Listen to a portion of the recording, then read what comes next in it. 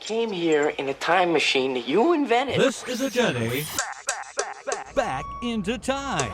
It is 6:09 on what is going to be a beautiful Monday morning. Thank you so much for listening to Misty and Derrick in the morning. Coming up next, we have a suggestion for a Halloween costume if it hasn't annoyed you to death already. This would be a cute little thing, and the kids might ask to be it as well. Right now, it's time for your Wolf FM time capsule. October the 13th, 1972, a rugby team is they're on a flight.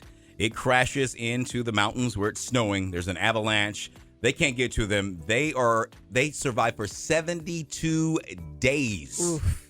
Because everybody assumed that they didn't make it. Right. So the search was called off after a certain amount of time. There was a movie about this in 1993 called Alive. 16 of the 45 people on board did survive, and they had to resort to cannibalism to live. Mm-hmm. 72 days out there, and they had to do that. I remember watching that movie, and it scared me. Very I'm like, scary. my goodness. October the 29th, an avalanche came down on the crew, making it even more difficult for people to find them. When they did finally get rescued, one of the guys named Joseph Louis Intikar and one of the other survivors, they went in and they're like, we're going to buy a lottery ticket. Maybe our luck will change. And they won $2.5 million in the lottery. Yes. And he shared it with everybody on the plane. Everybody that survived. Yep.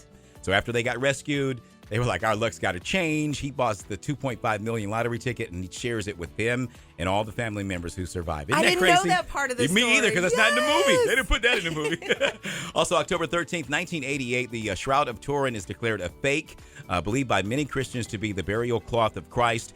They say the carbon dating does not go as far back as it would have been. They were like, it dates back to maybe 1357. So they're saying in 1988 that is not real. The Roman Catholic Church has never officially claimed that it's a holy relic. They never said what it was. They just said that they're always going to regard it with reverence. Oh. But they never said, yeah, this is the cloth. So they never said it. So they didn't say it.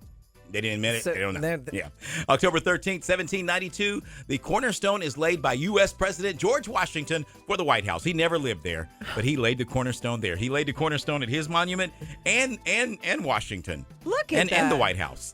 They knew this guy, first president, he's going to be important. Yes. You lay this one stone for us. One stone, sir. You'll never live here, but still, help us out. That is your Wolf FM time capsule. Misty and Derrick in the morning. Your ray of sunshine on 99.7 Wolf FM.